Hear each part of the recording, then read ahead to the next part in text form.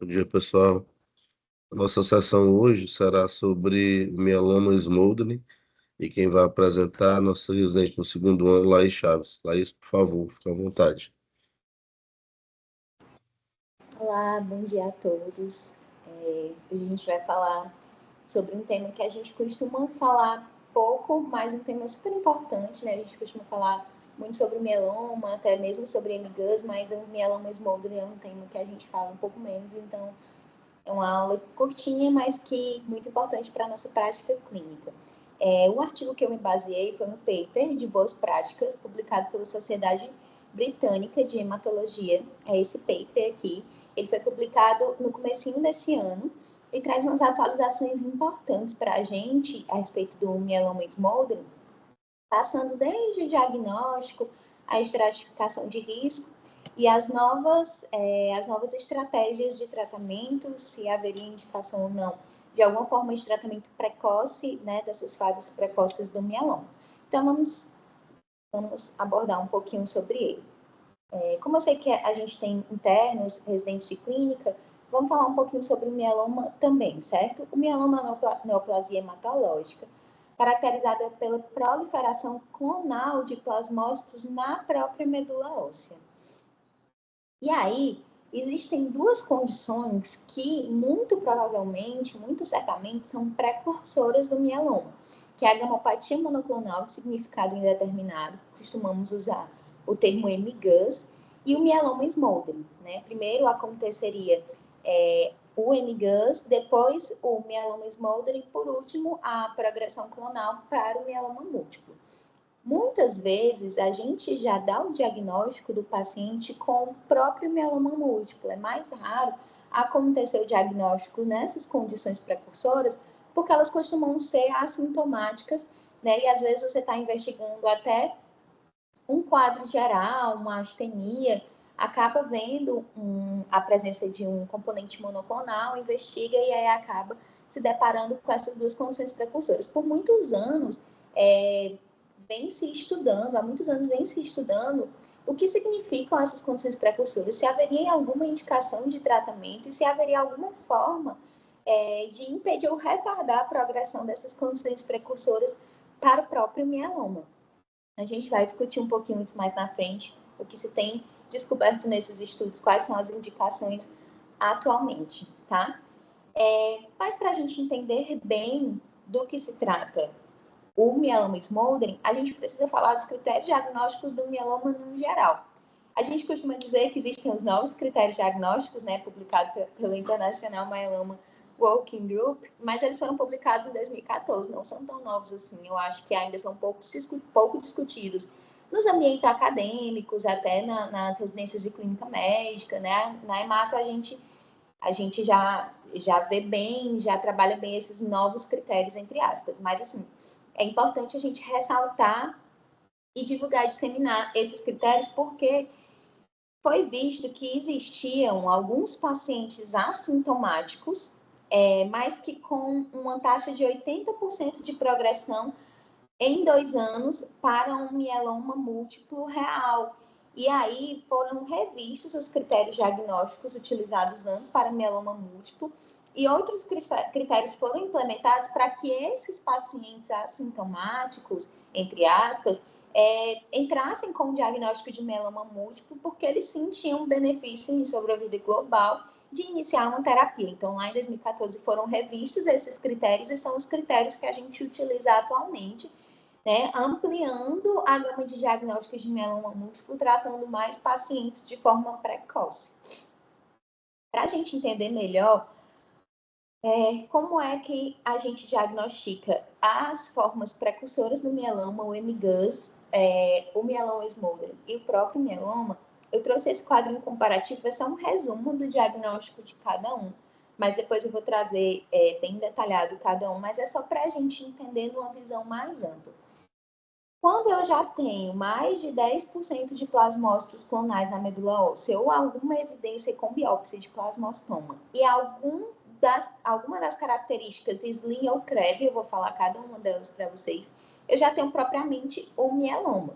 Mas quando eu não tenho as lesões definidoras de mieloma, o SLIM ou CREB, eu posso ter as suas formas precursoras. Eu tenho alguma evidência de proteína monoclonal, eu posso ter suas formas precursoras.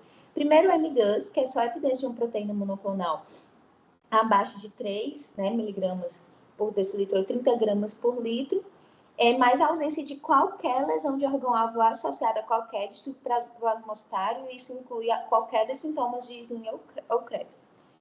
Já o mieloma smoldering, eu já tenho uma proteína monoclonal mais evidente, né, maior que 30 gramas por litro, ou alguma proteína urinária maior que 500 miligramas por 24 horas. Já tem uma maior quantidade de plasmócitos clonais na medula, mas eles não ultrapassam 60%, porque eu já teria um critério Slim, eu já teria mieloma múltiplo de fato. E, de fato, eu tenho uma ausência comprovada de Slim ou Krebs. Então, as formas precursoras do mieloma, elas se caracterizam pela ausência de lesões definidoras do mieloma. Quais são essas lesões definidoras? Eu acho que vocês devem lembrar da faculdade, da graduação, que a gente fala muito do CREB, né? Da hipercalcemia associada ao mieloma, da lesão renal, da anemia e das lesões osteolíticas. Mas em 2014, nos novos critérios diagnósticos, foram incrementados os SLIM, que são critérios diagnósticos que aumentam a sensibilidade do diagnóstico ao mieloma. O S é relacionado a uma clonalidade plasmocitária na medula acima, igual ou maior que 60%. O L e o I refere-se às cadeias leves, né, a relação entre a cadeia leve envolvida e não envolvida pelo método Freelight, que é o método aprovado, né, que foi o método avaliado, estudado no trabalho, publicado em 2014. A cadeia leve envolvida, a relação entre a cadeia leve envolvida e não envolvida maior que 100, né? E sendo a cadeia envolvida maior que 100 miligramas por litro, ou mais de uma lesão focal vista na ressonância magnética maior que 5 milímetros. Qualquer um desses critérios, Slim, Krebs, se eu tiver pelo menos um, eu já tenho, assim como na medula, a evidência de plasmócitos clonais ou plasmocitoma confirmado por biópsia, eu já tenho de fato um mieloma, eu não tenho nenhuma lesão precursora. Então, aqui já dá para a gente entender que para a gente fechar o diagnóstico de uma lesão precursora, eu preciso de fato excluir todos esses componentes definidores de mieloma, o SLIM-CREB. Então, eu vou precisar fazer exames de rastreio que envolvem a avaliação medular, que envolvem a avaliação de cadeias leves, envolvem exames de imagem, né, que a gente vai até falar um pouquinho mais na frente, mais especificamente sobre esses exames de imagem. Entendam isso, que é muito importante, são critérios de exclusão. Preciso excluir que eu tenho de fato mieloma, porque aí eu vou ter que avaliar indicações de tratamento, a conduta vai ser totalmente diferente com relação às lesões precursoras. Quando eu falo de MGUS, o MGUS eu tenho o MGUS não IgM, o IgM e o MGUS de cadeia leve. Eu deixei só para vocês se aprofundarem um pouquinho mais no diagnóstico, mas não é o objetivo da nossa aula de hoje. Lá em 2014, quando foram publicados os novos critérios diagnósticos, eles também publicaram o risco de progressão das lesões pré-mieloma, né, precursoras, para evoluir para mieloma. E no caso do MGUS, lá em 2014, mais uma vez falando, a evolução era 1% ao ano, no MGUS, não IgM, e no de cadeia leve era de 0 a 3% por ano. É uma incidência um pouquinho menor com relação ao mieloma smoldering. Quando ocorre a progressão do MGUS para o mieloma smoldering, a gente já falou um pouquinho sobre o diagnóstico, mas é exatamente isso, eu tenho uma proteína monoclonal mais evidente, um clone plasmocitário entre 10% a 60% na medula óssea, ausência de lesões, né, definidoras de mieloma ou amiloidose. Lá em 2014, eles colocavam para a gente que a progressão dos mielomas smoldering em 2 anos era em torno de 65%, né, a progressão do smoldering para mieloma. Hoje em dia, esse percentual de progressão avaliado atualmente, ele é menor. Por quê? Porque houve a inserção dos novos critérios diagnósticos, então muitos desses pacientes previamente avaliados como mieloma smoldering, com avaliação do SLIM e não só do CREB, eles foram reclassificados como mieloma.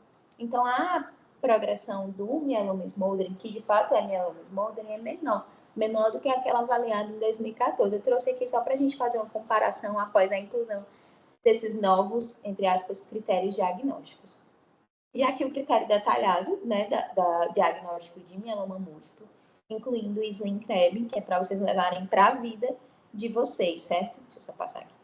É para vocês levarem para a vida de vocês mesmo e terem em mente, porque cada vez mais a gente diagnostica mais mielomas e quanto mais precocemente a gente diagnosticar e tratar esses pacientes, menos consequências para a qualidade de vida e para a vida deles no geral, né? E melhores condições a gente consegue levar para o transplante autólogo. Existem alterações, né? Recentemente, nesses últimos anos, vem sendo cada vez mais estudadas as alterações citogenéticas relacionadas ao mieloma múltiplo, e muito se tem visto que essas alterações do mieloma, elas já estão presentes nas fases precursoras, MGUS e mieloma smoldering. Elas são muito parecidas.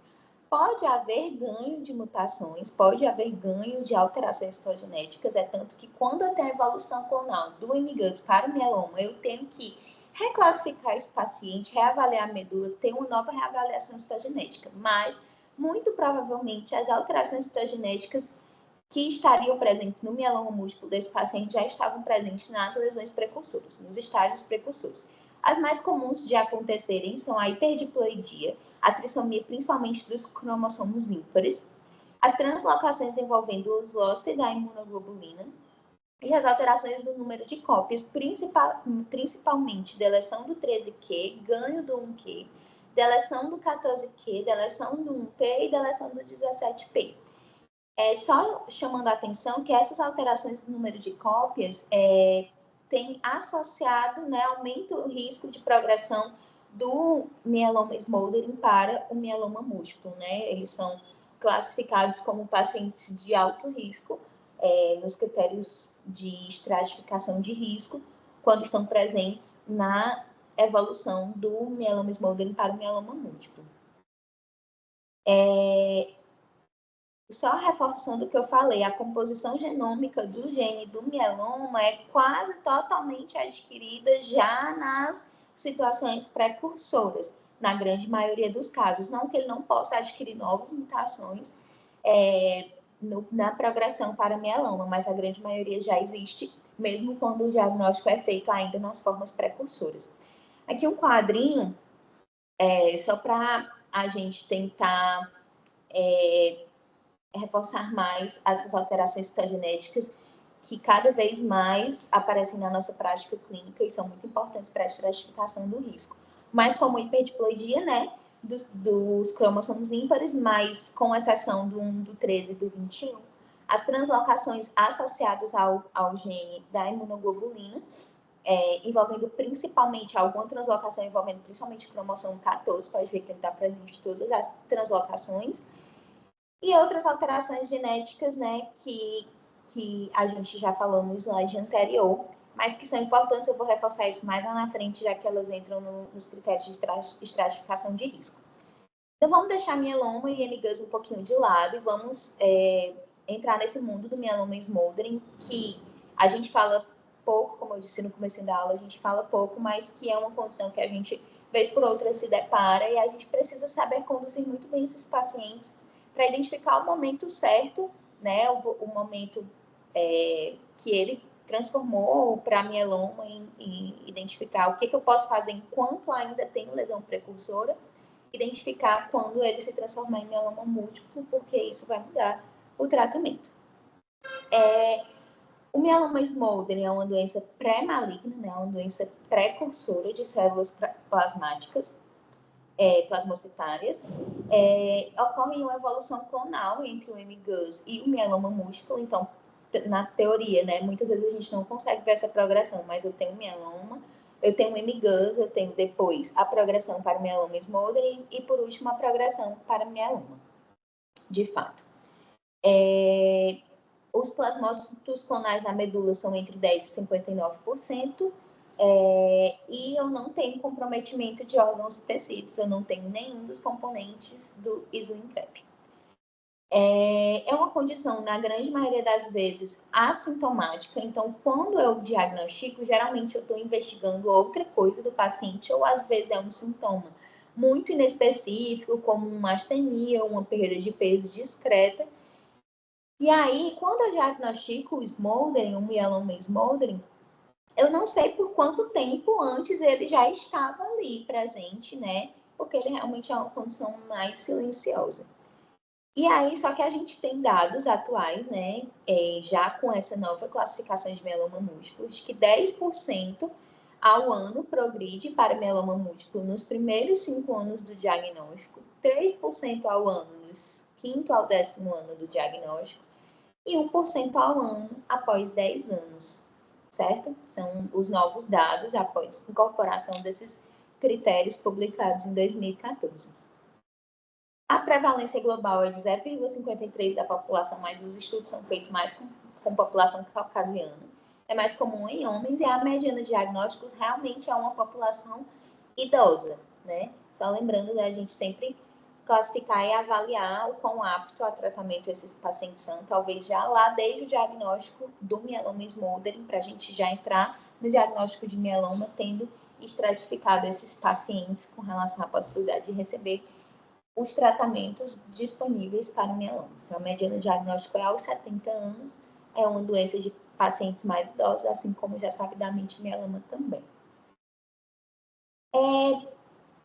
Nesse momento, poxa, uma lesão pré-neoplásica que a gente pode ficar acompanhando, identificar precocemente a progressão para mieloma, tratar e reduzir as consequências do mieloma, né? Reduzir a intensidade e a gravidade das lesões de órgão-alvo relacionadas ao mieloma.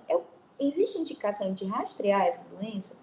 Não. Realmente faltam evidências para apoiar intervenções precoces, realmente faltam evidências de que existam algum custo-benefício desse rastreio, né? Tipo assim, é um paciente completamente saudável, deixa que ver se ele não tem alguma forma precursora do mieloma. Não, não existe nenhuma indicação de rastreio fora de ensaios clínicos, certo? Quando é que eu vou diagnosticar o mieloma smoldering? Quando eu tiver alguma suspeita de mieloma múltiplo. Às vezes, é como eu disse, é alguma coisa, alguma sintomatologia muito inespecífica, eu acabo avaliando, identificando alguma evidência de proteína monoclonal. Mas a maioria das vezes o diagnóstico do mieloma smoldering, ele vem quando eu tenho alguma suspeita de diagnóstico de mieloma múltiplo. Eu vou investigar propriamente dito o mieloma múltiplo e aí quando eu vejo os exames do meu paciente, eu vejo que na verdade é uma condição precursora que eu preciso continuar acompanhando ele, porque existe a possibilidade dele progredir para o próprio mieloma múltiplo. Quando é que eu vou suspeitar de mieloma múltiplo? Quando houver qualquer evidência de gamopatia monoclonal e potencial dano de lesão de órgão-alvo relacionada ao mieloma. O que é isso? O CREB, propriamente dito, né? A hipercalcemia, a disfunção renal, a anemia e a lesão osteolítica. Alguma proteína inexplicada, alguma cardiomiopatia, neuropatia inexplicada. Quando eu vou progredir essa investigação, se houver evidência de gamopatia monoclonal sem lesão de órgão-alvo, por exemplo, eu tenho uma gamopatia monoclonal, mas eu não tenho nenhuma evidência do SLIM-CREB, quando é que eu vou investigar? Se eu tiver um pico monoclonal IgG maior do que 15 ou IgA maior do que 10, porque eu posso ter um MGUS, né? Enfim, se eu tiver uma relação free light, né, relação de cadeias leves, monoclonal maior que 500 mg por litro ou uma imunoparesia profunda inexplicada. Se eu tiver diante do MGUS de alto risco ou de alto risco intermediário, eu também vou manter a investigação para mieloma múltiplo, porque ele pode progredir, e aí nesse meio do caminho, antes de progredir para o próprio mieloma, ele pode progredir para o mieloma smoldering, é quando eu vou diagnosticar o smoldering também. Como é que eu faço essa avaliação? Eu suspeitei que o meu paciente tem mieloma múltiplo, quais exames que eu vou pedir para ele? Isso aqui é muito importante, tá? Porque é uma avaliação completa mesmo, porque eu preciso saber se o meu paciente tem uma evidência de gamopatia monoclonal, se ele tem uma lesão precursora ou se eu tenho, de fato, já um mieloma múltiplo, isso faz diferença no tratamento. Os testes de screening, né, iniciais, hemograma, função renal com ureia creatinina, cálcio, imunoglobulinas séricas e eletroforese de proteínas séricas com imunofixação e a dosagem de cadeias leves e a relação dessas cadeias leves pelo método Freelight, né? Isso já faz parte do screening inicial. Infelizmente, a gente não tem acesso tão facilmente à dosagem de cadeias leves pelo método Freelight e a relação da cadeia envolvida com não envolvida, mas ela já entraria nos critérios de screening, nos critérios de avaliação inicial mesmo da suspeita, mesmo sem confirmação do mieloma. Fazem parte dos testes diagnósticos também o aspirado da medula óssea e mielograma com biópsia de medula óssea e imunofenotipagem, certo? Isso é rotina. E os exames de imagem, na ordem de preferência, a gente vai falar um pouquinho mais na frente, mas na ordem de preferência, ressonância magnética, PET ou tomografia de corpo inteiro com baixas doses. Vejam que não foram citadas as radiografias que a gente costumava fazer antigamente, o inventário ósseo, né? Hoje em dia não mais, praticamente não mais aceito, certo? E os testes para a gente avaliar o burden tumoral, o FISH, para a gente avaliar as alterações citogenéticas que eu já tinha falado, e para a gente avaliar prognóstico, né, a beta-2 microglobulina, o LDH e a albumina seca. Só lembrando que as alterações relacionadas ao cromossomo 13, a deleção do 13 ou a deleção do 13, que eles determinam um prognóstico pior de risco de progressão do mieloma smoldering para o mieloma múltiplo. Só lembrando algumas observações. Aquela proteinúria que a gente fazia antigamente, né, proteinúria urinária de Benson Jones, proteinúria de 24 horas, de fato, hoje em dia, a gente costuma priorizar, se a gente tiver acesso, a dosagem de cadeias leves, né, pelo método Freelight, e a relação da cadeia envolvida e não envolvida. O artigo fala que a gente praticamente não usa mais a proteinúria de 24 horas, mas assim, no contexto lindo britânico, de que eu tenho fácil acesso ao Freelight, que não é o nosso contexto, infelizmente, então às vezes a gente ainda leva em consideração para avaliar burden tumoral, enfim, para avaliar se existe proteinúria ou não, quando eu não tenho acesso à dosagem de cadeias leves séricas. Lembrar que se eu tiver uma dosagem de cadeias leves séricas menor do que 500 mg por litro e a minha disfunção renal eu estiver relacionando ao mieloma, eu tenho que biopsiar esse rim, porque pode ser que essa disfunção renal não seja do mieloma, certo? Só um adendo. Em caso de progressão do smoldering para o mieloma, considerar reestratificar, reavaliar citogeneticamente, porque eu posso ter ganhos. O que acontece? Como no mieloma smoldering eu não tenho tantos plasmócitos clonais na medula, né? Eu posso ter entre 10% a 59%. Quando eu coletar essa amostra para enviar para a citogenética, eu posso selecionar plasmócitos não clonais. E aí eu vou ter uma porcentagem muito pequena do FISH alterado e às vezes eu não vou considerar esse FISH, porque vai ser tão pequeno. Então, eu realmente, quando progredir para mieloma, eu tenho que reavaliar essa citogenética, porque eu posso ter novas alterações que vão ser significativas para o meu prognóstico. E qual o percentual de FISH que eles aceitam? Para translocações, 10%, né, alterados, e para alteração do número de cópias, 20%. Mas o que o artigo reforça é que, mesmo que seja uma alteração menor do que 20%, levar em consideração, não excluir completamente, até para essas formas precursoras, porque eu posso ter selecionado plasmócitos normais junto com os clonais, e aí por isso o resultado foi uma porcentagem pequena. Então, guardem esse valorzinho na cabeça de vocês, mas considerem todo o valor de FISH que acontecer, se for uma forma precursora, porque se evoluir para mieloma, eu posso realmente confirmar que é uma alteração genética, uma alteração citogenética presente na doença. Quando eu diagnosticar um mieloma smoldering, eu preciso estratificar o risco, porque ele vai mudar completamente a minha conduta de acompanhamento desse paciente a partir de então. Como é que eu vou avaliar esse risco? Existem 2 critérios, os critérios de maio de 2018 e os critérios do International Myeloma Working Group, publicados em 2020, que são exatamente iguais, só que o publicado em 2020 incorpora o FISH e as alterações citogenéticas, certo? E sempre que a doença progredir, eu tenho que reestadiar. Então, aqui os 2 critérios, quantidade de plasmócitos na medula óssea maior que 20%, para proteína maior que 20 gramas por litro, e relação de cadeias leves envolvida e não envolvida maior que 20, a diferença de um para o outro é só porque eu coloco as alterações citogenéticas de alto risco, e eles vão classificar o meu mieloma smoldering como baixo risco, intermediário ou alto risco. E aí eu tenho a diferença de progressão em 2 anos para mieloma múltiplo, conforme eu faço essa estratificação. Essa estratificação é estática, eu faço só no diagnóstico? Claro que não. Sempre que houve alteração dos meus exames da minha paraproteína, sempre que eu precisar avaliar a medula óssea, que eu vi que os meus biomarcadores estão piorando, eu preciso reestratificar esse paciente, eu preciso recalcular para ver se ele mudou de faixa, para ver se vai mudar o acompanhamento que eu vou fazer dele, claramente. Aqui outros fatores de risco, né, relacionados, não entram nos critérios de Maio, mas que também podem aumentar o risco do paciente com mieloma Smoldering, eu tenho que considerar, tá? Mas eu não vou adentrar tanto, é mais para vocês avaliarem a posteriori. E aí, qual é o tratamento? O que eu posso fazer pelo meu paciente que eu diagnostico com mieloma Smoldering? Primeiro, os cuidados de suporte psicológico. Preciso explicar para o meu paciente o que está acontecendo, que é uma lesão pré-neoplásica, que pode evoluir para uma lesão neoplásica. Avaliar as alterações que isso tem causado, o impacto que isso tem causado na qualidade de vida dele, ver o que eu posso ajudar, o que eu posso melhorar, certo?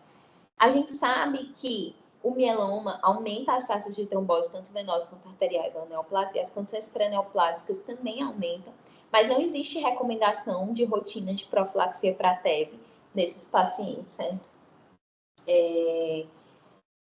A gente sabe também que o mieloma ele faz uma imunoparesia e aumenta o risco de infecção, e a gente precisa avaliar se existe alguma imunodeficiência secundária e, a partir do diagnóstico do mieloma Smoldering, eu preciso vacinar os meus pacientes, primeiramente atualizar o cartão vacinal deles todos, e depois avaliar algumas vacinas que são muito recomendadas para os pacientes, inclusive com o diagnóstico das formas precursoras, MGUS e mieloma Smoldering.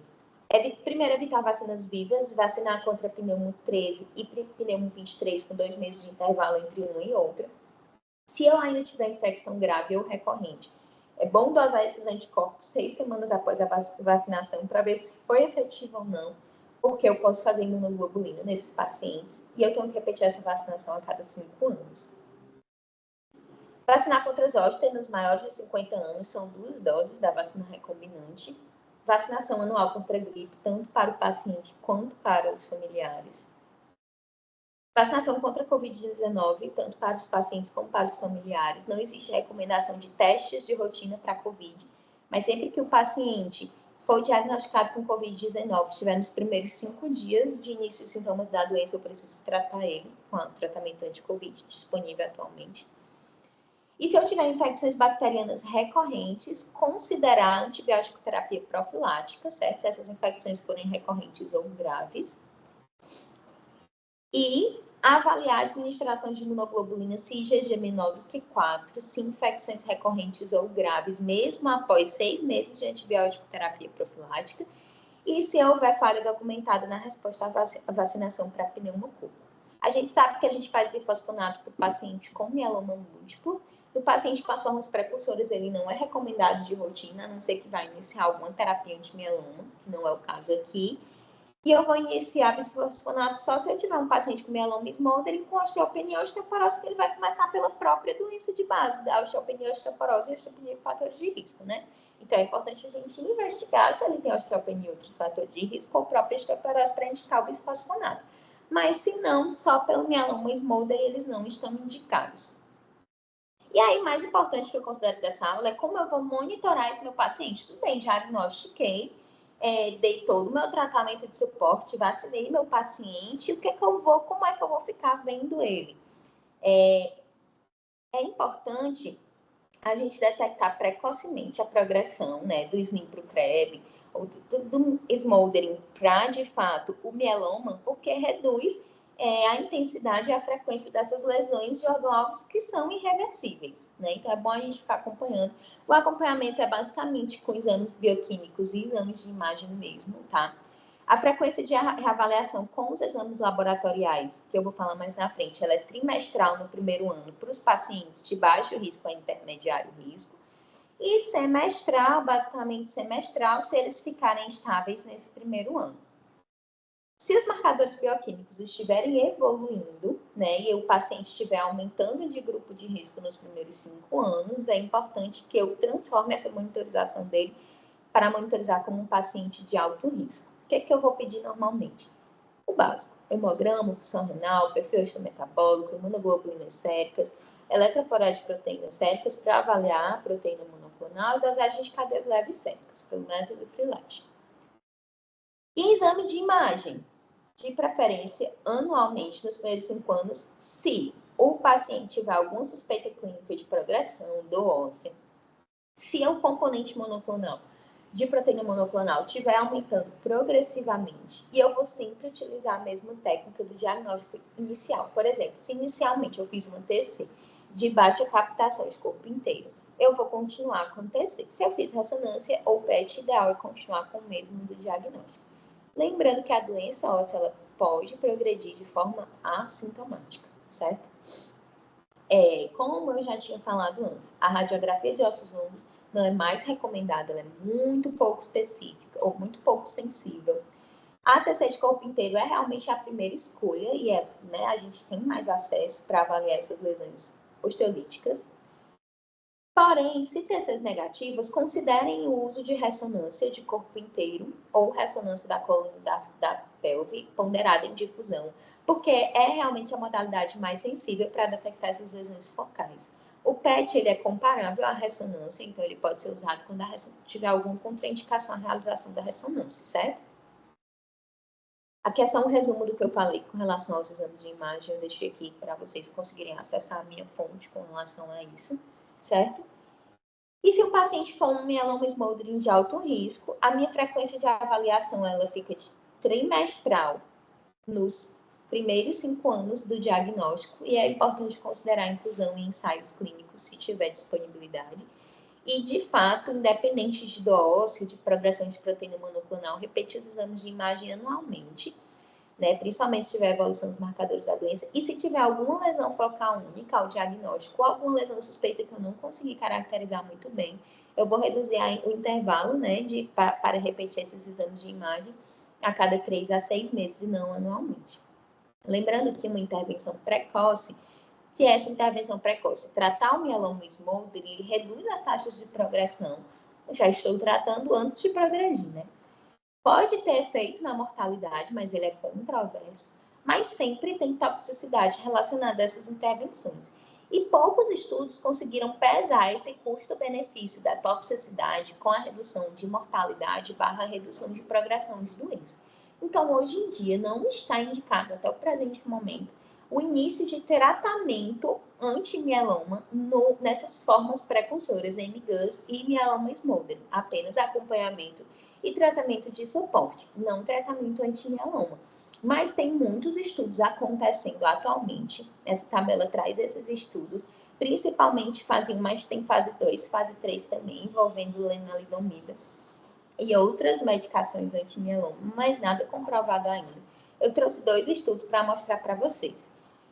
O QREDEX, que foi um estudo que incluiu pacientes entre 2007 e 2010, então, previamente aos novos critérios publicados em 2014, e esse SWOG, que incluiu pacientes entre 2013 e 2017, e que já tinha alguns pacientes avaliados com os novos critérios diagnósticos de mieloma múltiplo, certo? O que eles queriam avaliar? Se realmente reduz a progressão e reduz a mortalidade, quais os efeitos colaterais do tratamento. Os 2 utilizaram a lenalidomida. O QREDEX inclui 125 pacientes com mieloma smoldering de alto risco, utilizaram um braço com lenalidomida e dexa versus observação, viram um aumento da sobrevida de 3 anos no braço de tratamento. O acompanhamento deles médio foi longo, 12 anos e meio. Viram que o tempo de progressão no braço da observação era 2,1 anos e no braço de tratamento demorou muito mais para progredir, 9,5%, ou 9,5 anos. E a sobrevida global de 8 anos e meio no braço observacional e a de eterno não foi nem alcançada no braço de tratamento. Porém, os critérios diagnósticos eram os critérios antigos, não eram atualizados. Então, muito provavelmente, no braço, nesse estudo que envolveu apenas mieloma smoldering, foram incluídos pacientes com propriamente mieloma. Então, assim, é um estudo que realmente a gente leva menos em consideração por conta dos critérios diagnósticos de inclusão que não estavam atualizados com os critérios que a gente utiliza hoje em dia mais aceitos. O SWOG, que foi um estudo publicado em 2020, ele já, em alguns pacientes, inclui os novos critérios diagnósticos, teve um índice de 183 pacientes, e viu uma outra realidade. Ele avaliou a lenalidomida ou observação, não utilizou a DEXA, o acompanhamento foi menor, foram só 35 meses, mas a taxa de progressão no braço observacional foi só de 24% em 2 anos, porque talvez eles não incluíram tantos pacientes com mieloma propriamente dito, ao invés das formas precursoras. A sobrevida livre de progressão em 3 anos foi 91% para o braço de tratamento, 66% para o braço observacional. Só que houveram muitos efeitos adversos, grau 3 e 4, em 41% dos pacientes tratados. Então, a toxicidade ela é alta. E 20% dos pacientes precisaram interromper o tratamento por conta de efeitos adversos. Então, a gente precisa comparar os riscos e benefícios. Então, por isso que até hoje não foi aceito nenhum tratamento precoce, certo? Para o mieloma Smoldering. A progressão, eu preciso ficar acompanhando os meus pacientes e avaliando o meu cenário bioquímico para eu ver se meu paciente vai progredir ou não para mieloma, mas provavelmente o cenário genético é o mesmo. Eu preciso reestratificar de forma dinâmica, à medida que vão mudando os meus marcadores bioquímicos, eu preciso reestratificar o meu paciente, né? Assim, colocar de novo lá nos critérios de Maio, porque é isso que dá consistência a avaliar essa progressão, essa reestratificação dinâmica. E marcadores bioquímicos em evolução, quando eu identifico, por exemplo, que a minha anemia está piorando, que a minha paraproteína está aumentando, vou na medula de novo e vejo que o meu clone plasmocitário está aumentando, eu preciso aumentar a frequência de acompanhamento desses meus pacientes e reavaliar exames de imagem de forma mais frequente para eu saber o exato momento que ele vai transformar para mieloma para indicar o tratamento, se for o caso. Eles trouxeram para a gente algumas formas de ficar reavaliando, né, esse paciente, mas esse modelo Pangea é um site que existe amplamente disponível, que considera esse modelo Pangea, ele considera o percentual de plasmócitos na medula, a reavaliação, né, do critério Freelite, a paraproteína, creatina sérica, hemoglobina e a idade do paciente. Consigo colocar nesse site a cada reavaliação trimestral do paciente, se for um paciente de alto risco, e ficar acompanhando qual vai ser a progressão, qual vai ser a possibilidade de progressão dele para mieloma múltiplo. Eu trouxe até um print aqui do site, é um site ótimo, super auto-intuitivo. Você preenche aqui nessa coluna da esquerda, todos os dados do seu paciente, e ele vai te dar um gráfico com a probabilidade de progressão para mieloma múltiplo no próximo ano, nos próximos 2, 5 e 10 anos. E aí você consegue também colocar as diferentes hemoglobinas do paciente. Se você fizer mais de uma avaliação medular, você consegue colocar essas outras avaliações medulares e ficar avaliando esse gráfico. É bem interessante, porque a gente precisa acompanhar nosso paciente para saber quando ele vai progredir para mieloma, porque aí sim eu vou tratar. Não vou tratar o mieloma Smoldering, certo? É só um resumozinho para vocês, bem rápido. Critérios diagnósticos, né? Preciso diagnosticar bem o meu mieloma Smoldering, excluir que eu tenho eventos definidores de mieloma, saber que não é um mieloma de fato e conduzir meu paciente como uma lesão pré-neoplásica, avaliar as principais alterações genéticas de risco, mesmo no mieloma Smoldering, avaliar a citogenética, porque eu vou classificar esse meu paciente e essas alterações citogenéticas entram nessa estratificação de risco, certo? E a estratificação de risco vai me dizer como eu vou monitorizar esse paciente. Trimestral no primeiro ano, se for baixo risco ou intermediário. Trimestral por 5 anos, se for alto risco. E realizar exames de imagem anual, se eu tiver alguma evidência de dor óssea, progressão de paraproteína ou nos casos de alto risco. Vacinar contra pneumo 13, pneumo 23, zoster, vacinação para gripe e covid. Não existe nenhuma indicação de tratamento precoce desses pacientes, é monitorizar para saber quando ele vai progredir para o mieloma múltiplo. Avaliar essa progressão com o modelo Pangea, né, que a gente consegue colocar no gráfico na internet, e não existe nenhuma indicação de rastreio de MGUS. Era isso, espero que vocês tenham aprendido e crescido com relação a esse tema. Obrigado, Laís. Foi excelente a revisão, muito boa. Um tema que eu acho extremamente importante, porque é muito mais frequente do que a gente pensa, né? Em termos de atendimento no nosso dia a dia, no ambulatório, no consultório. A gente acaba sempre vendo esses pacientes e é motivo assim de muita preocupação, porque a definição do que a gente vai fazer com esse doente é muito mais difícil do que quando você de fato tem um mieloma e você sabe ali o que é que você precisa fazer, né? Eu acho que alguns pontos foram importantes que você colocou, que a questão da progressão para mieloma múltiplo, ela vai diminuindo com o tempo, né? E chegando a 1% após 10 anos de diagnóstico, né? Eu acho que isso é interessante. E ficar atento que quando você faz a ressonância de corpo inteiro, para ter, na ausência da lesão maior que 5 milímetros. Então, acho que é outra coisa que a gente precisa estar atento. A proteinúria, geralmente quando você tem uma proteinúria menor que 500 miligramas, é um bom sinal de que aquilo ali não é tão grave. Então, acho que é importante. E me preocupa às vezes, Laís, que o pessoal pede free light para quem não tem proteinúria. Então, de certa forma, é um desperdício do exame, né? E não faz muito sentido. Então, acho que é sempre bom olhar se tem proteinúria ou não antes de solicitar. Uma coisa que eu achei bem interessante foi a história do FISH, né, para monitorar a progressão, que você colocou. E em torno aí o que é ruim é porque dificilmente a gente vai conseguir colher mielograma a cada 3 meses desses doentes, né? Então, quando a gente acompanha, então, assim, o doente é muito ruim.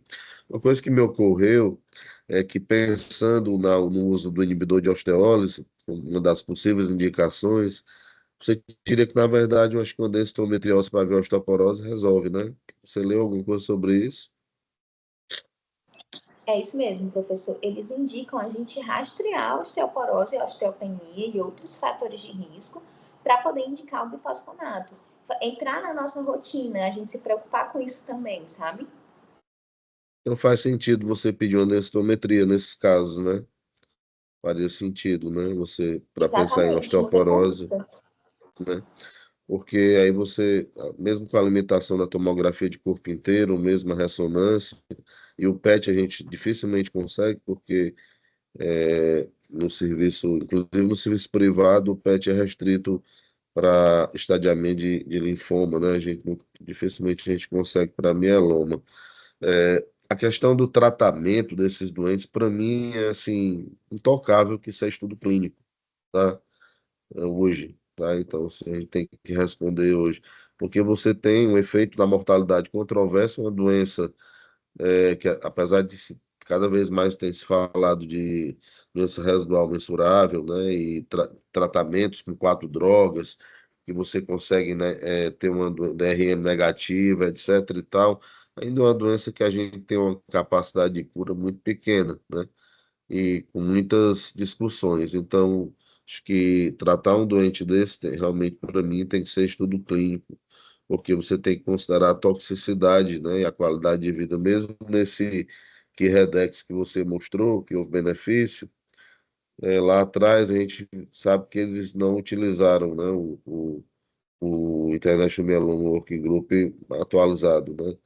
E eu acho que a introdução do Freelite foi muito importante, pelo menos na minha prática médica, que é um exame que você faz com sangue periférico, né? Na coleta do sangue periférico, e eu uso muito como uma referência, muito importante para mim. O Saog, né, que usou a lena isolada, ele, a princípio, assim, não tinha um tratamento precoce para mieloma Smoldra ali, né? Eu acho que tem essa coisa. Uma coisa muito importante que você mostrou, e eu acho que as pessoas usam muito pouco, talvez por desconhecimento, mas é muito importante a gente incorporar na nossa prática, é o Pangea, tá? Ele é um aplicativo fácil de usar, né? Você mostrou bem, gratuito, né? E a gente pode começar a usar, acho que é super importante. Então, acho que você fez um resumo da melhor qualidade, foi excelente. E eu queria abrir para as perguntas e queria pedir ao Felipe Cunha que fizesse comentários ou perguntas para a sua apresentação. Bom dia, professor. Bom Primeiro, dia. parabenizar aí a Laís, né? Excelente aula.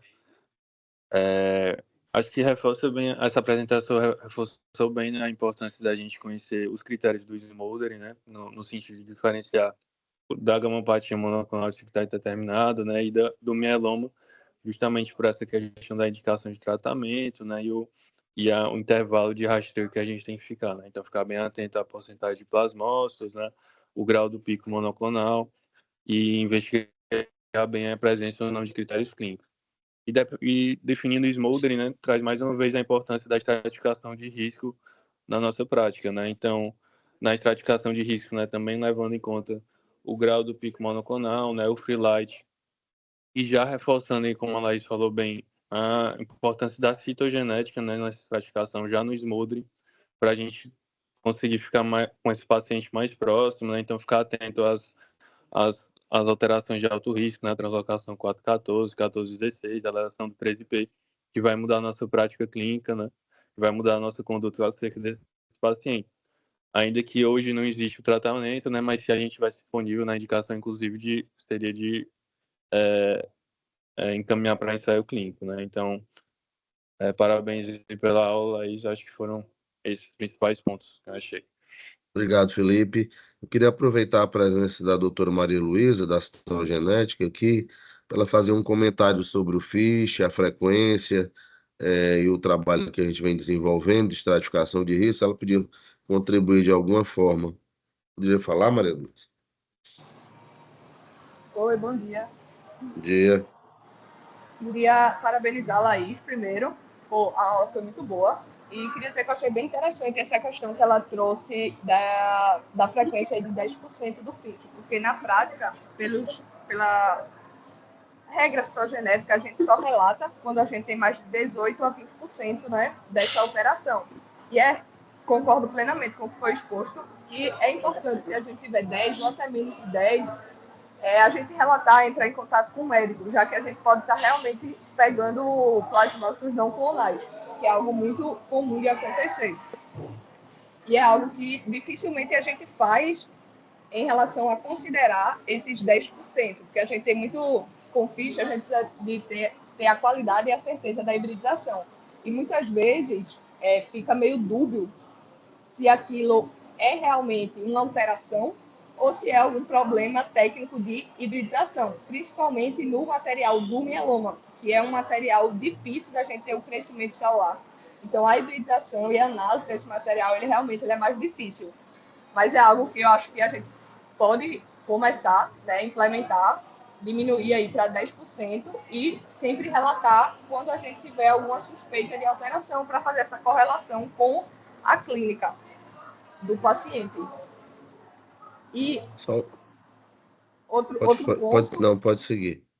Outro ponto que eu achei bem interessante também foi que Laís trouxe a alteração do 13Q, né, como uma alteração aí de marcação de evolução do mieloma, coisa que normalmente a gente não estava fazendo esse rastreio, mas que é possível, tá, doutor?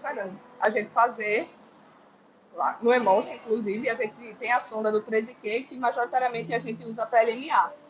Mas a gente pode inserir, né, para o rastreio de mieloma também.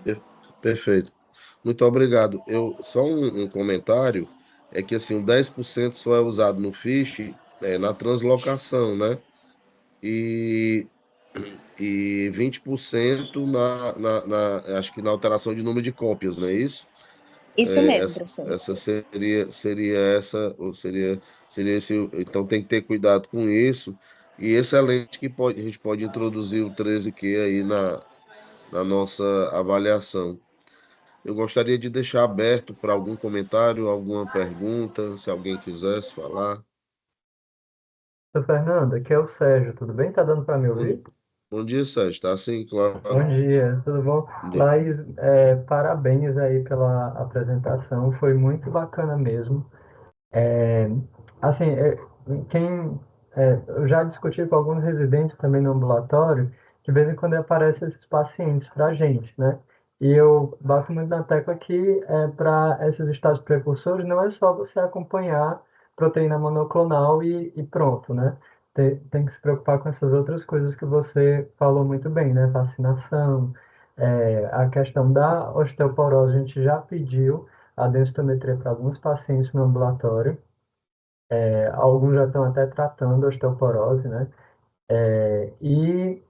Agora o Pangea que a gente não está usando realmente seria muito bacana começar, né? Mas muito legal mesmo a apresentação, gostei bastante. Obrigado, Sérgio. Eu queria concluir, pessoal. Ainda tem tempo para uma pergunta. Se alguém quiser fazer uma pergunta ou um comentário, acho que ainda tem, pessoal. Fernando, eu quero, eu gostaria. Bom dia, doutora Helena. Bom dia, Fernando. A tua voz está bem distante. Agora melhorou. Melhorou. Não, eu queria, primeiro, parabenizar a Laís, ela apresentou muito bem todo esse problema. E eu queria fazer uma pergunta para ela. Eu sempre achei que esses moldings me deixavam um pouco perturbada, porque é uma coisa que pode ser e pode nunca ser, né? Aí eu pergunto para a Laís, ela que está começando a sua vida linda de hematologista, como é que você explica isso para o doente? O que é que ele tem e o que é que pode acontecer, o que não pode acontecer? Não é fácil não, né, doutora Helena? Você dizer para o paciente que ele tem uma quase neoplasia, que ele pode ou não vir a desenvolver de fato uma neoplasia, mas eu acho que o mais importante nesse momento é dizer para ele a importância de prosseguir o acompanhamento, porque se ele progredir, a gente tem opções de tratamento e tratamento precoce, antes de ele progredir já com lesões de órgão-alvo relacionadas ao mieloma irreversíveis e que vão piorar em muito a qualidade de vida dele. Então, reforçar com ele que esse acompanhamento é o melhor que ele pode fazer. Vai impedir que a doença progrida ou não? Não, não vai impedir. Pode ser que ela continue a progredir, pode ser que ela não progrida. Mas só em diagnosticar precocemente a transformação para mieloma, a qualidade, o potencial prejuízo que ele teria para a qualidade de vida dele é menor, justificar, né, o motivo dele te visitar a cada 3 meses, pelo menos, e é o que a gente pode fazer por ele, esses cuidados de suporte, essa vacinação, explicar que isso não é um tratamento específico, não vai impedir a progressão da doença, mas que vai melhorar a qualidade de vida dele, sim, de fato, e tentar explicar para ele que é o que a gente pode fazer por ele nesse momento e que há anos atrás a gente não fazia por esses doentes e muitas vezes diagnostica já tardiamente um mieloma num paciente com muita dor óssea, com muito comprometimento renal e que realmente já com a qualidade de vida bem afetada. Obrigado, Laís. O que tu Quer acha, comentar? Fernando? Doutora Helena, assim, uma coisa que me preocupa muito, me angustia muito, é porque, primeiro, eu acho que o mieloma mudou e está mudando, né?